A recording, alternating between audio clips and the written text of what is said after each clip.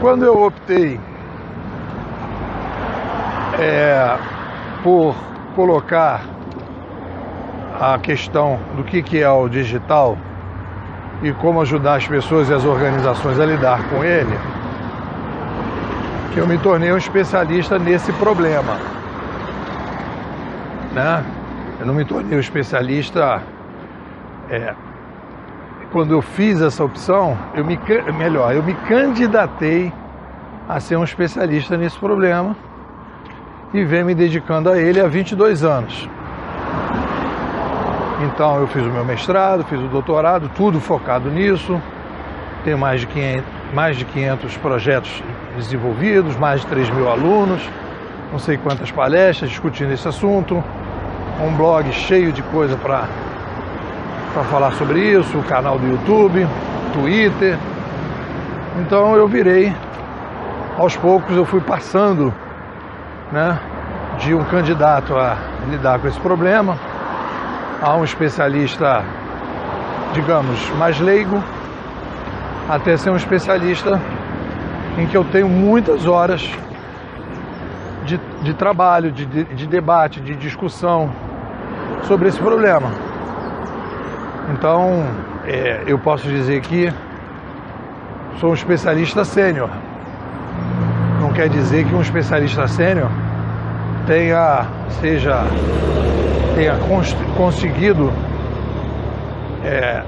avançar nisso e ajudar as pessoas mais ou menos, né? Mas de qualquer maneira, eu sou um tipo de especialista sênior. Existem outros e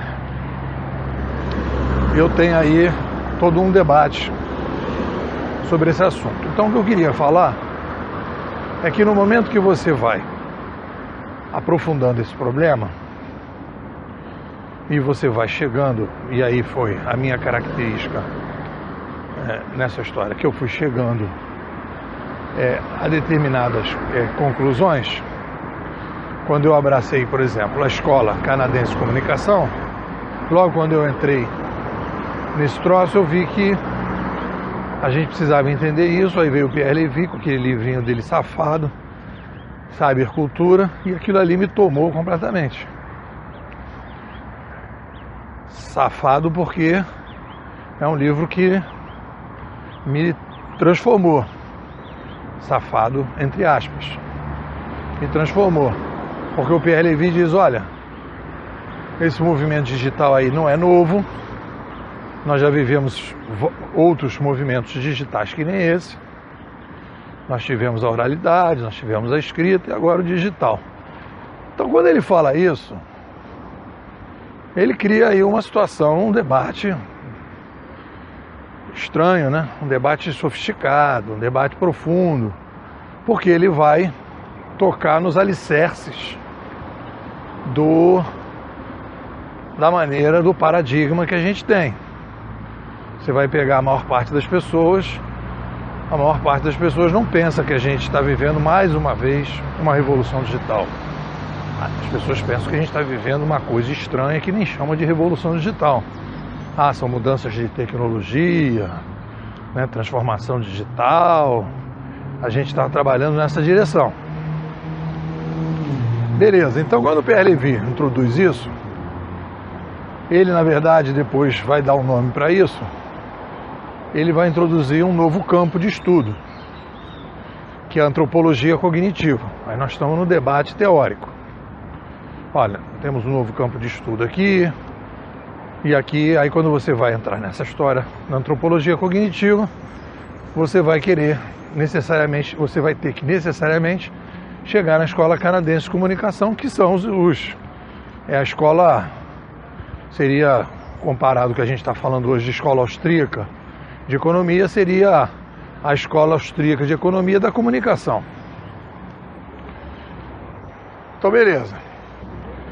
Aí os caras vão dizer, temos aqui então o estudo das rupturas de mídia. Beleza, então vamos lá, vamos mudar as mídias, mudou as mídias, a gente vai analisar que as mídias mudam, etc, etc. Mas aí sempre tem na escalada Porque aí você vai ter o debate, digamos, na teoria. Na teoria olha lá, existem forças que se repetem. E aquilo, quando você tem fenômenos que se repetem, e aquilo ali geram mudanças e problemas para a sociedade, porque toda mudança gera um problema, que você tem uma estrutura, tem que construir outra, e que você começa a ver essa história, você vai dizer, caracoles, então eu aqui tenho um campo de estudo, eu tenho aqui um campo, o que cria um campo de estudo são problemas a partir de fenômenos recorrentes. Então, se existem fenômenos recorrentes, você querendo ou não, você precisa de um campo para poder analisar.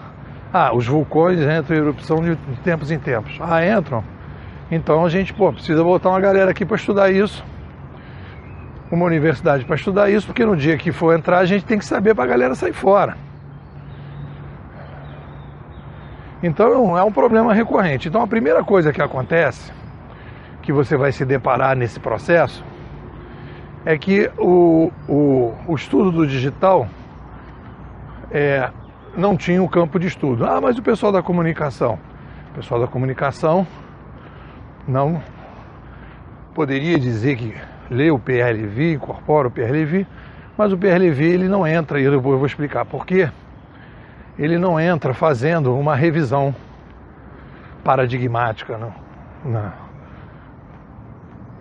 nas escolas, porque ele entra como se fosse assim, mais uma abordagem que a pessoa coloca ali, cada um tem lá a sua visão, então aqui é mais uma visão, etc, etc.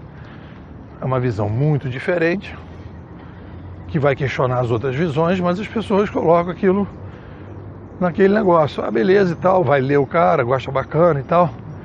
Caracoles. Eu tô vendo aqui, peraí. Bom, beleza. Então o Pierre Levy traz essa discussão e tudo. Aí quando você vai ver a escola canadense, ali você tem um epicentro dessa escola, que é o McLuhan com aquele livrinho dele, O Meio é a Mensagem. E o outro que ele diz que as tecnologias são uma extensão do homem. Essas duas afirmações deles, que se você for levar isso sem um olhar mais... E eu estou aí nessa brincadeira um tempão para poder entender o impacto dessa afirmação que parece uma coisa bobinha, porque no momento que ele fala isso, ele estrutura o que o Pierre Levy disse, né? Porque ele vai subir o andar da teoria, que é mais ou menos o que o Pierre Levy está fazendo ali, apesar... Quer dizer, o Pierre Levy tem uma pegada filosófica, mas essa discussão filosófica metafísica, por que é metafísica? Porque é o quem somos, é o debate do quem somos. Ele vai subir e vai dizer, olha, o ser humano não é isso que a gente está pensando, não. Ele é um ser que se modifica com o tempo, como diz o Darwin. Eu não sei se o McLuhan disse isso, mas eu estou incorporando isso. Como diz o Darwin, nós mutamos. Não evoluímos, nós mutamos. E nós mudamos, só que a gente muda e a gente está imersos nas tecnologias, e a gente, quando muda a mídia altera biologicamente o ser humano. Ponto. Ele diz isso, meia mensagem é isso, né? É pré-cultural. A gente pode botar os panos quentes que quiser, mas é isso que ele está dizendo. Que existe uma mudança pré-cultural, biológica. Você, independente do canal que você está vendo, a televisão está mudando a sua cabeça. Ou seja, o cérebro tem uma independência em relação ao ser humano, né? É um órgão independente em alguma medida. Existe um espaço de alteração do cérebro que não é do controle humano. E é isso que vai bater lá em cima na filosofia. E esse tempo todo eu fui tentando entender como é que eu levava esse debate com a galera. Porque a galera vai dizer, mas vem aí, né, essas mudanças todas que você está propondo, você está falando de uberização, novo modelo de administração. Tá, mas como é que isso é possível? Porque no nosso paradigma que a gente tem hoje, isso não é possível. A administração é fixa, a gestão é fixa, as empresas não mudam por causa da comunicação, a sociedade se altera por outros motivos econômicos, ou luta de classe, qualquer coisa desse tipo, mas não tem a ver com mídia. E aí, você vai na briga, né? Você fala, pô, peraí, então vamos ver aonde que esse debate vai rolar. Aí você vai batendo porta em porta. E eu tô nessa briga aí esse tempo todo. E bate numa porta, e bate na outra porta. Então não é um debate metodológico, não é um debate teórico, porque a antropologia cognitiva é um campo teórico, que vai estudar a história das mudanças de mídia. Mas você vai chegar um determinado momento que isso vai discutir, pô, peraí, se as mídias mudam ao longo do tempo e isso impacta o ser humano, vai bater na filosofia. O ser humano não é o que a gente estava pensando. É natural que a coisa vá acontecer. Então você não pode falar de antropologia cognitiva, um campo que vai estudar essas coisas e não falar, né? Que se você começa a entender que as mudanças de mídia são relevantes, que a gente só vai entender a sociedade moderna se entender a chegada da prensa, se a gente disser, olha, tem aí um debate filosófico que vai ser feito. Então, eu depois desse tempo todo, consegui chegar e bater na porta. Primeiro perceber que existe a sala. Então, qual é a sala? Então a gente tem lá o prédio do conhecimento humano, os problemas no térreo, metodologias nos primeiros andares, ali ocupam alguns andares. Depois você tem as teorias que ocupam alguns andares no meio. Você tem a filosofia que estão lá em cima, nos últimos andares. E no alto, na cobertura, que tem guarda, segurança, senha, cartão, né? Tem detetor de movimento, não pode descer helicóptero. É um negócio fechado, onde entraram poucas pessoas, só entra gênio, né? É o Darwin, é o Einstein, é o Galileu, é a galera que vai discutir o quem somos e vai trazer uma coisa que tem uma lógica razoável em relação à vida e vai conseguir, com aquela lógica razoável que ele tem, começar a explicar determinadas coisas na sociedade que a gente não conseguia entender. E aí a gente passa a entender melhor. E é por causa disso que as pessoas vão aderindo àquele negócio. Então, quando as pessoas vão aderindo, a coisa vai descendo. Então o cara diz lá na sala, olha, nós somos uma espécie que é mutante, que é o que o Darwin diz. Opa! Então a gente consegue entender uma série de coisas a partir dali, as mudanças da sociedade, etc. Né? Que as outras espécies mudam também, que existe uma relação de troca, de sobrevivência, não sei o quê. E aí então aquilo tudo vai estruturando, e principalmente essa questão da sobrevivência, mostrando o lado animal do ser humano, né? Reforçando esse lado animal. E aí a partir daí você então vai descendo aquilo, e aí você vai ter, aquilo vai influenciar as teorias num determinado momento, vai descer para as salas de base, daqui a pouco vai influenciar as metodologias, e determinados problemas que a gente não conseguia resolver, que estavam num processo de anomalia, começam a ser resolvidos porque você formulou de forma diferente. Então, beleza.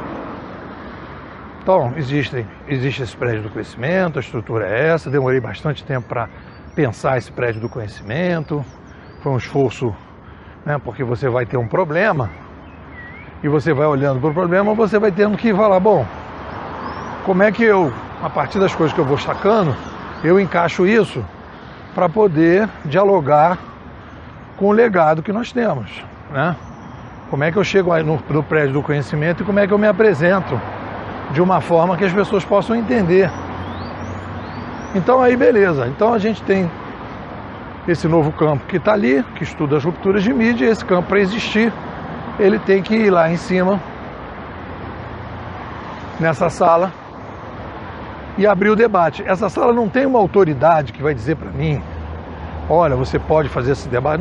Não é uma discussão nesse nível, né, de aprendizado por montanha, por autoridade. Não é isso. O que eu estou colocando é um aprendizado. É um aprendizado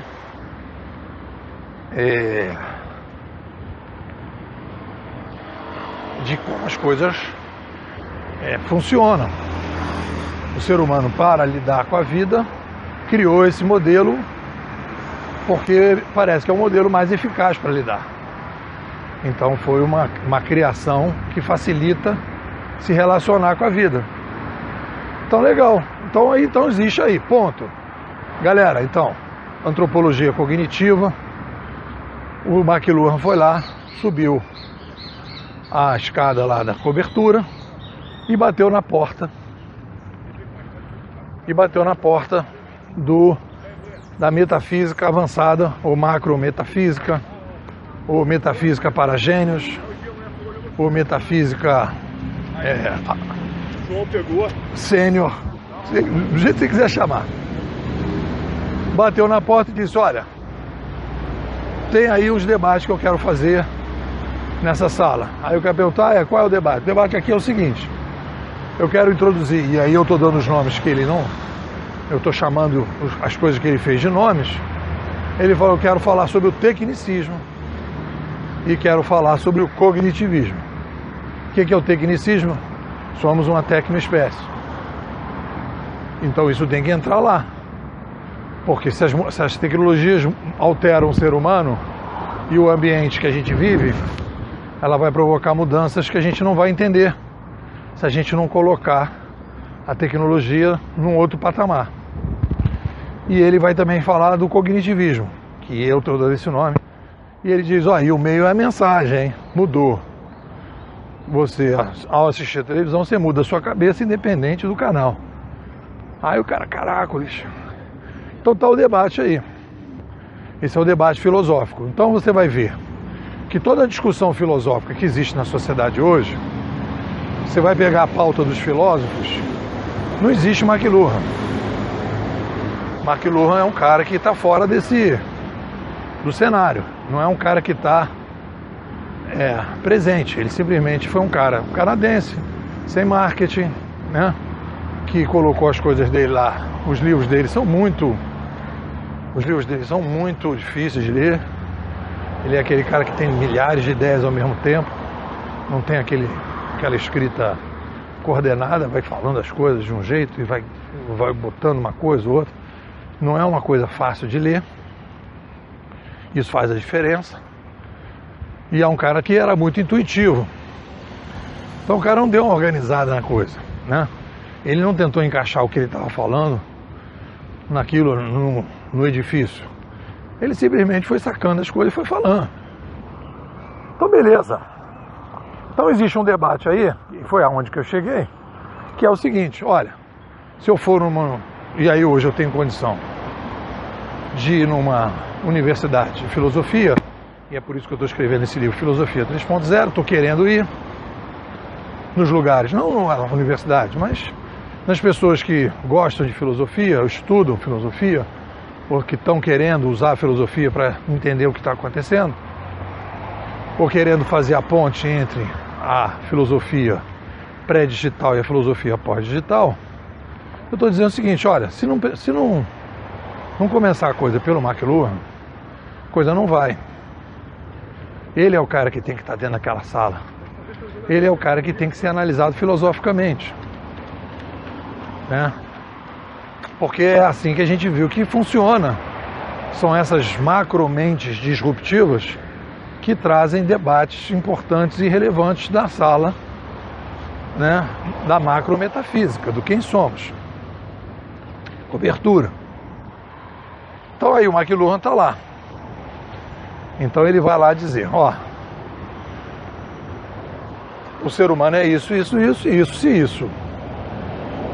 Se você adota essa maneira de pensar, filosoficamente, você começa a olhar para o século e você começa a olhar uma série de fenômenos e as coisas começam a fazer mais sentido. E você começa, então, a poder falar da antropologia cognitiva com mais consistência. Você começa a olhar para trás e começa a aprender com esses movimentos de mudança de mídia, e você passa a ser uma pessoa que começa a ver coisas que a maior parte das pessoas não está vendo, justamente porque as pessoas estão no macro paradigma pré-McLuhan e eu estou já no macro paradigma pós-McLuhan. Eu aceito o que ele disse naquela sala e concordo com ele, então eu pego o que ele está falando e desço para o andar de baixo.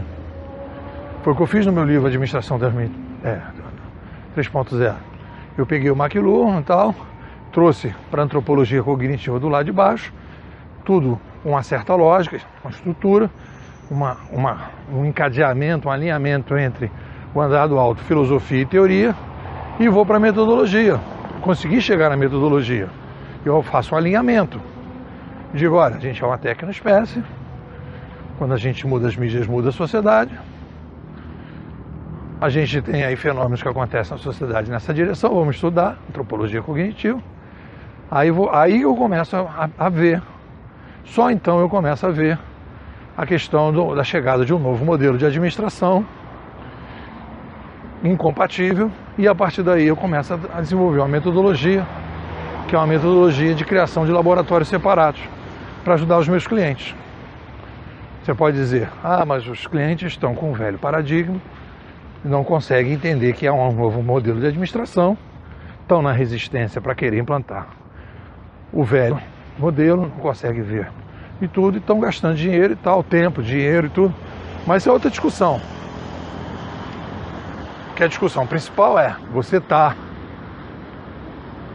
enquanto missão de especialista, oferecendo o seu melhor? Sim, estou me oferecendo o meu melhor, dentro de uma coerência e de um esforço grande. O segundo momento é como é que eu chego e vendo isso, porque as pessoas fazem o contrário. Eu vou lá no cliente, o que ele quer comprar, e desenvolvo minha teoria a partir da demanda dele. Então eu faço uma lógica, e é isso que o mercado hoje está fazendo, que é o seguinte, isso não é a teoria não é assim que a coisa funciona, né? O pensamento se relaciona com a vida. Sabedoria, filosofia, sabedoria, amor à sabedoria. Então, se é amor à sabedoria, é amor à sabedoria. É a relação que você estabelece com a vida. Então, você não é porque o cliente tem trabalho que ele é o cara que entende a vida. Não, ele é o cara que menos entende. Ainda mais nas rupturas, porque ele está no fronte de batalha. Então precisa de uma pessoa que nem o Nipô e outros Nipôs para poder ajudar esses caras que dizer, olha, eu estou aqui fora do fronte de batalha, ou no outro fronte de batalha, que é um outro fronte, né? Numa espécie assim de retaguarda, para poder ajudar o cara. E aí você vai tentando, e aos poucos as coisas estão andando, porque as pessoas vão sendo entupidas, intoxicadas de um negócio que não funciona, que elas percebem cada vez mais as anomalias entre o que se diz e o que se vê, e aí começa a ter espaço para uma coisa mais coerente, que é o que eu tenho tentado.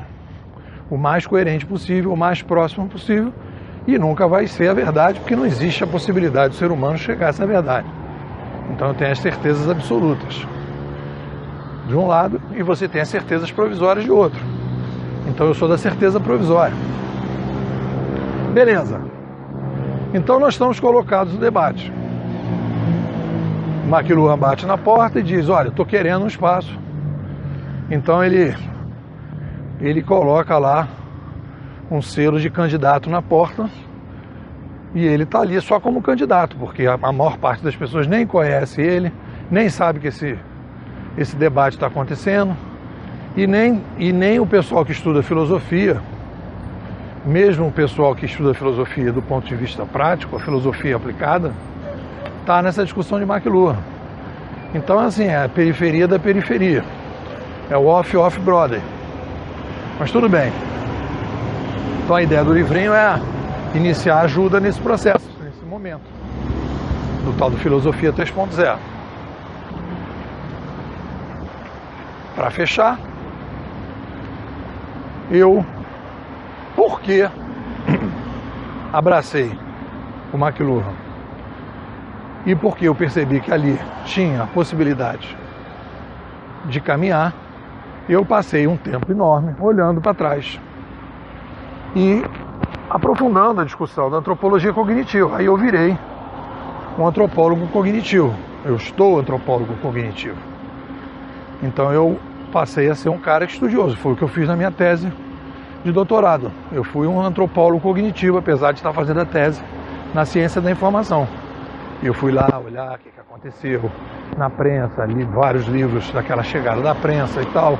Tem um capítulo na minha tese que eu falo só sobre isso, né, que eu falo de macrocrise da informação, E na informação você vai ver, eu me lembro até da Vânia Araújo, que ela fala que, e aí você também tem o Aldo, e o pessoal da informação tem um pouco isso, a ciência da informação, que é a questão do aumento de volume que as coisas passam a ter e que ficam insustentáveis para você poder lidar com isso. Então foi a partir dali que eu comecei, o Aldo me ajudou, o Aldo Barreto me ajudou, quando a gente começou um debate, ele falou, tem um cara aqui, é o livro do cara, não vou lembrar agora, sobre biologia, que ele fala sobre isso, é um livro que até comprei nos Estados Unidos, tem alguma coisa a ver com crescimento, growth, daqui a pouco eu lembro. Então esse livro, se eu lembrar, eu boto na referência aqui do vídeo, eu tenho em casa. Ele fala do crescimento. Então, assim, que quando você tem um sistema de informação, e esse sistema de informação começa a ficar muito pesado, ele precisa mudar, porque ele começa a ficar insustentável. Então, cara, aí a partir daí, e aí o Michel Biller me apresenta o Darwin, desculpe, o Malthus, vem falar do Malthus e tal, e aí eu junto as duas coisas. Aí eu começo a perceber que, e o Malthus é outro maluco, que ele não sobe. Não, eu acho que ele sobe nessa sala da filosofia e bate lá também, né? Quando ele diz que o ser humano é uma espécie que cresce demograficamente, ele leva o demografismo lá para cima. Mas como ele vai tentar, de uma forma, digamos, que é difícil o cara fazer isso, né? Mas ele vai tentar criar uma metodologia para o troço e vai chegar a determinada conclusão, ele vai fazer uma conclusão, ele vai dizer, filosoficamente ele está legal na sala. O ser humano cresce demograficamente. Ninguém está dizendo que não cresce. Mais do que nunca, a partir de 1800, Malthus se mostrou viável, porque a gente sai de 1 para 7 bilhões, então a gente cresce demograficamente. Mas como o Malthus veio com um papo que pobre, um problema do pobre, que você vai criando, você tem que deixar os caras encostados, sem ação em cima dos pobres, que ele vai para uma metodologia, aí ele vira uma espécie assim de pensador maldito. E aí tudo que você fala de demografia, você é chamado de malthusiano.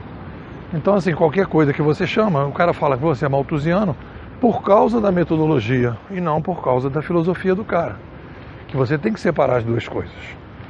Você pode ter um cara que tem uma visão filosófica interessante, mas pode ter uma metodologia esquisita, né?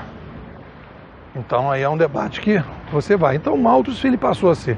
Então, qualquer pessoa que fala de demografia vai levar tiro. Mas o Malthus está dentro dessa sala também. Que ele vai levar para essa sala o quê? O demografismo. Então é o Malthus que vai levar para essa sala o demografismo. E ele vai dizer que a espécie cresce demograficamente, porque faz sexo e tal, e a gente vai viver crises. Só que quando ele vai falar isso, do tal do demografismo, ele diz que não tem jeito. E aí então falta a ele a discussão sobre inovação e sobre o tecnicismo e o cognitivismo. Então o que eu fiz? Eu peguei nessa sala E eu fui juntando essas coisas. Eu peguei o Malthus, o demografismo, dei um nome para isso, peguei o McLuhan, com o cognitivismo e o tecnicismo, e comecei a juntar as duas coisas. Então eu comecei a dizer, olha, se a gente cresce demograficamente, nós temos uma explicação para essa demanda que existe de novas mídias. E aí eu comecei a tentar explicar o porquê. Por que a gente promove essas mudanças? Bom dia! Por que a gente é uma espécie tecnicista, né? Ou uma tecnoespécie? E por que a gente é uma espécie cognitivista? Ou vive sob a égide do cognitivismo? Porque nós crescemos demograficamente. E aí eu vim com a expressão do demografismo, eu dei ao demografismo um nome, que se chama complexidade demográfica progressiva. É isso que é o aprendizado. Então, a partir daí, eu fiz uma opção. Eu aceitei que eles estavam na sala e fiz e dei as bases para ajudei, né, nesse debate na formulação de um novo macro paradigma. Qual é o novo macro paradigma? Que a gente vai fazer essa revisão, essas 3 revisões são necessárias na sala, na cobertura da metafísica. Cognitivismo, primeiro, o tecnicismo, o cognitivismo e o demografismo, em relação. Eu cresço demograficamente, resolvo meus problemas com novas tecnologias, novas formas de pensar os problemas, digamos que a gente possa entender tecnocultura.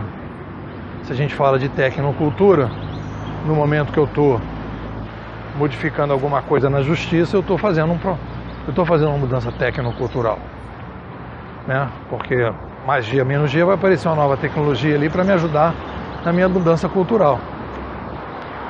E aí eu fecho a coisa. Então as coisas começam a ficar mais ou menos organizadas. E aí esse livro de 2013 eu faço isso, eu faço um debate filosófico, teórico e metodológico. Tudo isso eu tive que ir construindo, né, e percebendo aonde que estes debates. E aí quando eu falo para os meus alunos, principalmente o pessoal que é mais próximo, mais chegado, que é o pessoal do conselho que eu chamo, o pessoal fala, não, Nipo, você fala isso há muito tempo. Tá, mas o que eu estou fazendo agora é conseguindo conversar, conseguindo fazer a ponte, né? Porque até então eu estava conversando com o pessoal, eu tinha condições de conversar com pessoas que estavam no mercado. Então, para as pessoas do mercado, eu tinha um discurso bem fechadinho. Mas eu não tinha um discurso para o pessoal que quer debater a discussão a partir da filosofia. Eu não tinha como conversar com esses caras. Eu ia lá e falar, mas eu estou aqui com essa ideia e tal. O cara não ia conseguir entender o que eu estou falando. Existem espaços que o cara conhece, que ele precisa identificar onde que as coisas acontecem. Tem uma espécie assim de estrutura. Então agora eu estou conseguindo. Eu consegui agora ter um diálogo filosófico mostrando para as pessoas aonde que as coisas estão se encaixando. E essa talvez seja a novidade, o que dá mais embasamento, mais sofisticação para a gente poder continuar nesse embate, né, entre o antigo macro paradigma, que é pré-McLuhan, pré-Malthus, e o pós